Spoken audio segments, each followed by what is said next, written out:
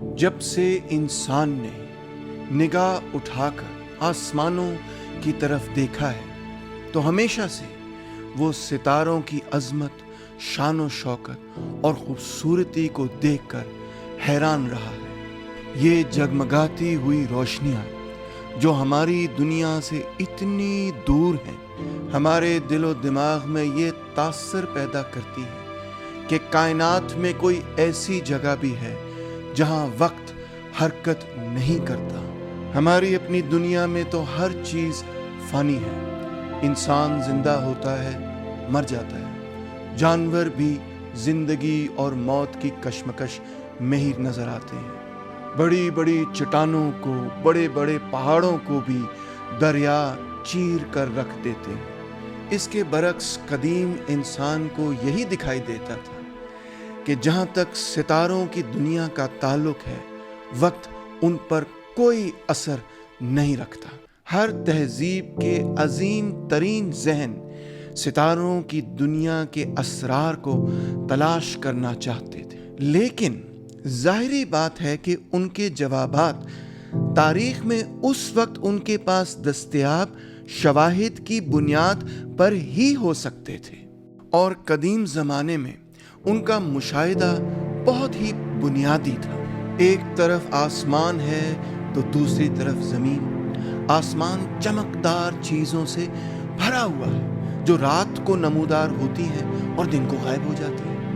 ये तमाम सितारे, सूरज और चांद ज़मीन के गिर्द घूमते हैं और ज़मीन बजाते खुद साकिन महसूस होती है। ये सब कुछ आखिरकार क्यों और कैसे होता है? कदीम इंसान ने अपने तजर्बे से ही ये बात सीखी कि जब वो कोई पत्थर फेंकता है तो इस अमल के पीछे उसकी मर्जी शामिल होती है।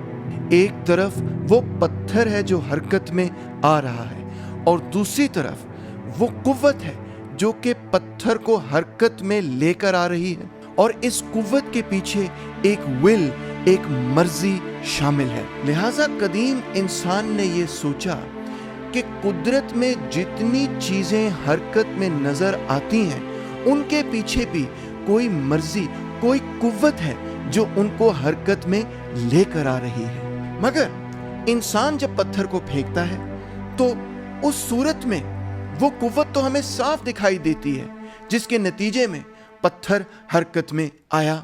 मगर कुदरत के अंदर कई ऐसे अमाल हैं, कई ऐसी तब्दीलियां हैं, कई ऐसे मुहर्रकात हैं जिनके पीछे कुव्वत मुकम्मल तौर पर पोशीदा है।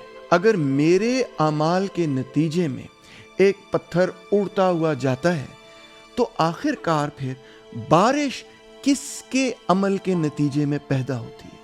वो कौन है जो कि बारिश को विल करता है, जिसकी मर्जी से बारिश होती है? या वो कौन है जिसकी मर्जी से ज़लज़ले आते हैं? या वो क्या कुव्वत है जिसकी मर्जी से तूफान होते हैं? यानी कि कदीम इंसान का ये तसव्वुर था कि कुदरत अपने आप खुद बखुद तो अमाल नहीं कर सकती। कोई ना कोई इंसान की मानिंद कुव्वत बारिशों के पीछे, तूफानों के पीछे, जलजलों के पीछे लाजमी होगी। मगर एक तरफ ये इंसानों जैसी कुव्वत भी है, जिस तरह इंसान आग लगा सकता है, खाना पीना तैयार कर सकता है, जंगल में शिकार कर सकता है। मगर कुदरत की मुहर्रकात के पीछे जो मर्जी शामिल है वो इंसानों से कुछ मुख्तलिफ भी है, क्योंकि वो मुकम्मल तौर पर पोशीदा है, नजर नहीं आती। गोया कुदरत के अंदर तमाम मुहर्रकात के पीछे मुख्तलिफ किस्म की कुव्वतें, हस्तियां, मर्जियां शामिल हैं। मगर एक तरफ तो ये इंसान की मानिंद है, अपनी मर्जी से बेजान चीज़ों को हरकत में लेकर आती है, मगर इसके साथ साथ ये इंसानों से कई गुना ज़्यादा ताकतवर भी हैं और अपने आप को पोशीदा रखने में कामयाब भी हैं। यानी कदीम इंसान ने ये सोचा कि कुदरत एक मुर्दा पत्थर की तरह है जो खुद ब खुद नहीं हरकत में आ सकती। उसको हरकत में लाने वाली मुख्तलिफ किस्म की कुव्वतें या हस्तियां हैं जो इंसान की मानिंद हैं, کیونکہ وہ قدرت کے اندر مختلف چیزوں کو حرکت میں لے کر آتی ہیں، مگر بیک وقت وہ انسان سے زیادہ طاقتور بھی ہیں اور پوشیدہ بھی ہیں۔ وہ ہستیاں جو کہ قدرت کو حرکت میں لے کر آتی ہیں، چاہے وہ زلزلے کی شکل میں ہو، بارش کی شکل میں ہو، طوفان کی شکل میں ہو، انہی ہستیوں کو قدیم انسان نے نام دیا the gods۔ جدید سائنس ہمیں یہ بتاتی ہے کہ بارش واٹر سائیکل کے نتیجے میں پیدا ہوتی ہے، مگر قدیم انسان کی یہ سوچ تھی کہ بارش کی بھی ایک دیوتا ہے جو کہ اوپر سے بارش برساتا ہے۔ برے صغیر کے لوگوں نے اس کو نام دیا اندرا۔ اسی طرح قدیم روم کے لوگوں نے ایک آتش فشاں کو نام دیا ولکن، جس سے ہمارا جدید نام نکلا والکینو۔ اسی طرح قدیم یونان کے لوگوں نے بجلی کو نام دیا زوس، اور اسکینڈینیویا میں رہنے والے قدیم لوگوں نے اس بجلی کا نام ڈالا تھور۔ یعنی کہ قدیم انسان نے قدرت میں تمام محرکات کو مختلف خداؤں کے نام دیے، بلکہ یہ کہنا درست ہوگا کہ قدرت کی مختلف قوتوں کو ہی مختلف دیوتا بنا دیا گیا۔ انسان کا سب سے پہلا اور سب سے پرانا مذہب در حقیقت قدرت کی ہی ایک قسم کی عبادت تھی۔ اسی نظریے کو جب آسمانوں اور ستاروں کو سمجھنے کے لیے استعمال کیا گیا تو آسمان، زمین، ستاروں کو بھی مختلف دیوتا ہی سمجھا گیا۔ اب جن تہذیبوں نے اپنے خیالات تحریر نہیں کیے ان کے بارے میں تو ہم کچھ بھی نہیں جان سکتے، مگر قدیم عراق کے لوگ یعنی کہ سومیرینز نے اپنے خیالات مٹی کے ٹیبلٹس پر تحریر کر دیے۔ ان ٹیبلٹ سے ہی ہمیں پتہ چلتا ہے کہ قدیم زمانے کے لوگ ستاروں کے بارے میں، آسمان کے بارے میں کیا خیالات رکھتے تھے۔ سومیرینز کا یہ خیال تھا کہ آسمان ایک دیوتا ہے، انہوں نے اس کا نام رکھا آنو یا انوم۔ ان کا یہ خیال تھا کہ انو تمام دیوتاؤں کا بادشاہ ہے، سب سے زیادہ طاقتور دیوتا وہی ہے۔ انو کی ایک بیوی تھی جس کا نام وہ رکھتے تھے کی، اور وہ بیوی کون تھی؟ زمین، یعنی کہ ہماری ارتھ۔ کبھی کبھار وہ زمین کے لیے اراس یا آنتو کا لفظ بھی استعمال کر لیا کرتے تھے، مگر اس سے بھی ان کی مراد وہی تھی۔ انو اور کی اولاد کا نام تھا انو ناکی، اور اس میں سب سے بڑی قوت تھی انلیل یعنی کہ ہوا۔ سومیرینز کا یہ کہنا تھا کہ انو ناکی نے اور انلیل نے انو اور کی کو ایک دوسرے سے علیحدہ کر دیا، یعنی کہ زمین اور آسمان کو ایک دوسرے سے ہوا نے علیحدہ کر دیا۔ انو ناکی کا بڑا ہی اہم کردار اس وجہ سے تھا کیونکہ انو بذات خود دنیا کے معاملات کو نہیں دیکھتا تھا، دنیا کے معاملات انو ناکی کے سپرد ہو چکے تھے۔ یہ تصور اس وجہ سے بہت ہی زیادہ اہمیت رکھتا ہے کیونکہ اس کا ملتا جلتا تصور ہمیں فلسفے کی تاریخ میں بھی نظر آتا ہے۔ قدیم سومیرینز نے اپنے محدود مشاہدے کی بنیاد پر ہی اس بات کو سمجھنے کی کوشش کی کہ آسمان اور زمین میں کیا ہو رہا ہے۔ ان کے خیال میں زمین چپٹی تھی، ایک قالین کی طرح بچھی ہوئی تھی۔ زمین کے ارد گرد ایک بہت بڑا سمندر تھا اور آسمان اور ستارے زمین کے ارد گرد گردش کرتے ہوئے نظر آ رہے تھے۔ قدیم سومیرینز کو یہ تو معلوم تھا کہ کچھ ایسے جانور ہیں جو کہ اڑ سکتے ہیں جیسے کہ پرندے، مگر آسمان میں جو ان کو ستارے نظر آتے تھے وہ تو کسی قسم کے کوئی پرندے نہیں تھے۔ پھر وہ آسمان میں اس طرح لٹکے ہوئے کس طرح نظر آتے تھے؟ آخرکار اس دنیا میں کوئی بھی چیز خلا میں قائم تو نہیں رہ سکتی، اس نے ساکن زمین کی طرف گرنا ہی ہے۔ تو پھر یہ صبح کے وقت نیلا آسمان، رات کے وقت کالا آسمان جس میں ڈھیر سارے ستارے تھے، یہ آخرکار کیسے ہوا میں، خلا میں قائم رہتے تھے؟ انہوں نے اس بات کا جواب کچھ ایسے دیا کہ یہ نیلا آسمان اور پھر کالا آسمان، یہ چاند، یہ ستارے اور یہ سورج در حقیقت 3 مختلف گنبدوں پر قائم ہیں۔ پہلی گنبد یشب پتھر یعنی جیسپر سٹون کی بنی ہوئی ہے۔ جیسپر سٹون کو جب آپ پالش کرتے ہیں तो वो एक शीशे की तरह साफ हो जाता है, उसके अंदर से देखा जा सकता है। और उनका ये कहना था कि सूरज, चांद और तमाम सितारे दर हकीकत इस पहले गुंबद पर टंगे हुए हैं। इस पहले गुंबद के ऊपर एक दूसरा गुंबद है जो सैगलमट का बना हुआ है, यानी कि एक ऐसा पत्थर जिसका रंग था नीला। लैपिस लजूली की तरह इस नीले पत्थर की वजह से आसमान का रंग भी नीला नजर आता है। और तीसरा गुंबद एक ऐसे पत्थर का बना हुआ है जिसका नाम है लूलू दानीटू, जो कि एक काला पत्थर है जिसमें सफेद और लाल मुख्तलिफ रंग शामिल भी हैं। इस तरह से कदीम सुमेरियंस की तहरीरों में हमें 3 आसमानों का तस्वर मिलता है। मगर फिर एक नई दरियाफ्त सामने आती है। तकरीबन 2000 साल कबल मसीह में सुमेरियंस, अकेडियंस ने ये दरियाफ्त की कि चंद ऐसे सितारे हैं जो कि किसी एक तयशुदा जगह पर कायम नहीं रहते, बल्कि सैर करते हुए नजर आते हैं, घूमते फिरते हुए नजर आते हैं। क्योंकि ये सितारे सैर करते हुए नजर आते हैं, इसीलिए इनका नाम बन गया सयारे, सैर करने वाले सितारे। अंग्रेजी में इनको हम कहते हैं द वॉन्डरर्स या द प्लैनेट्स।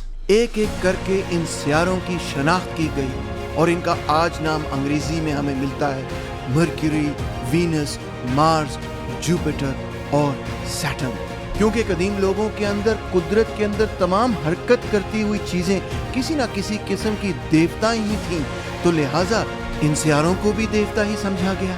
सुमेरियंस ने चांद का नाम डाला नाना, और वो ये कहते थे कि ये वालिद है, इसकी बेटी का नाम है इनाना। चांद की बेटी थी वीनस, जिसको हम उर्दू में कहते हैं ज़ोहरा। और वीनस का एक भाई भी था, और वो भाई था उटू, जो कि है सूरज। फिर मरकरी का उन्होंने नाम रखा एनकी, और उसके बारे में उनका तस्वर ये था कि तहजीब के तमाम राज इसके पास है। क्यों? क्योंकि मरकरी सुबह सुबह सूरज से पहले निकलता था। बेबीलोनियंस ने इसका नाम रखा नाबू, द सन ऑफ मर्दूक। ग्रीक्स ने इसका नाम रखा हर्मीज। हर्मीज के पास भी तहजीब के तमाम राज थे। वो ट्रांसलेटर था, वो इंटरप्रेटर था, उसके पास पैगाम था, अल्फाज उसी के पास थे। और रोमन्स का भी यही तस्वर था कि मरकरी अच्छी गुफ्तगू और तिजारत का देवता है। क्योंकि मार्स का रंग लाल नजर आता है, इस वजह से सुमेरियंस ने उसका नाम डाला नरगाल, द गॉड ऑफ वॉर, जंग की देवता। यही तस्वर यूनान के लोगों का भी था। वो मार्स को कहते थे एरीज, जंग और तबाही का देवता। और रोमन्स, जो कि खुद इंतहाई जंगजू किस्म के लोग थे, उनका ये कहना था कि दर हकीकत मार्स ने ही हमारी तहजीब को परवरिश किया है, हम मिलिटेंट किस्म के लोग हैं। Mars is the father of the Roman people. Sumerians के बाद अकेडियंस, और अकेडियंस के बाद जब बेबीलोनियंस आए तो उन्होंने जुपिटर को कहा कि यही दर हकीकत हमारा सबसे अहम खुदा है, मर्दूक, मार्डोक, जो कि बेबीलोन सिटी का खुदा समझा जाता था। बिल्कुल इसी तरह ग्रीक्स भी जुपिटर को अपना सबसे बड़ा खुदा मानते थे, यानी कहते थे कि ये ज़ूस है। और रोमन्स तो जाहिर बात है जुपिटर की इबादत किया करते थे और कहते थे कि ये सबसे अहम देवता है। और सैटर्न के बारे में सुमेरियंस का ख्याल था कि ये फर्टिलिटी यानी जरखेजी का देवता है। इसी देवता के नतीजे में बच्चे भी पैदा होते हैं और खेती बाड़ी भी मुमकिन होती है। इसी तरह ग्रीक्स सैटर्न को क्रोनोस कहते थे, यानी द गॉड ऑफ टाइम, वक्त का देवता। और रोमन्स का भी इसी से मिलता जुलता तस्वर था कि सैटर्न दर हकीकत मौसमों की गर्दिश का जिम्मेदार है। सियारों की दरियाफ्त के बाद वो 3 आसमानों का तस्वर 7 आसमानों के तस्वर में तब्दील हो गया। उन 7 आसमान में शामिल थे सूरज, चांद, Mercury, Venus, Mars, Jupiter, Saturn. हर सियारा ही अब एक मुख्तलिफ गुंबद पर था, एक मुख्तलिफ आसमान में था। और इसी तरह 7 मुख्तलिफ आसमानों का तस्वर बेबीलोनियन सिविलाइजेशन में ही आम फहम होना शुरू हो गया। मगर इंसान तो इन आसमानों तक नहीं पहुंच सकता था। इन आसमानों में तो सिर्फ खुदा बसते थे। तो इंसान मौत के बाद कहां जाता था? जमीन के अंदर। इस जगह का नाम उन्होंने डाला कुर, और बाद में इसको बोलते थे इरकाला। ये जमीन के नीचे دنیا اندھیرے میں لپٹی ہوئی تھی۔ بیبلونینز نے یہ تصور دیا کہ جس طرح 7 مختلف آسمان ہیں، اسی طرح زمین کے نیچے تہ بتہ 7 مختلف زمینیں۔ اس کو وہ اپنی زبان میں کہتے تھے ان امن بی کی امن بی، یعنی کہ 7 آسمان اور 7 زمینیں۔ یہی تصور ہمیں یہودیوں کی مقدس کتابوں میں بھی ملتا ہے، کیونکہ یہودیوں کو اپنے ملک سے جلا وطن کر کے بیبلون لایا گیا تھا، تو بیبلون کے خیالات و تصور کا بھی یہودیوں پر بڑا گہرا اثر تھا۔ ان کی مقدس کتابوں میں لکھا ہے کہ 7 مختلف آسمان ہیں۔ ان کا نام ہے ویلون، راقیہ، شاہکیم، زبل، ماؤن، ماکون اور آرابوت، اور آرابوت کے اوپر یاوے اپنے تخت پر بیٹھے ہیں۔ ہمیں اس بات کو سمجھنا ہوگا کہ اس زمانے کی فلکیات یعنی اسٹرونومی، یعنی اس زمانے کی سائنس اور اس زمانے کے مذہب کے اندر کوئی بنیادی تفریق نہیں کی جاتی تھی۔ سائنس، فلسفہ اور دین تینوں کو ایک دوسرے کے ساتھ جوڑ کر ہی اکٹھے ہی سمجھا اور دیکھا جاتا تھا۔ اگلے ایپیسوڈ میں آپ کو بتاؤں گا کہ اس ساری سوچ کا نہ صرف افلاطون بلکہ بذریعہ افلاطون الفارابی اور ابن سینا پر کیا اثر ہوا۔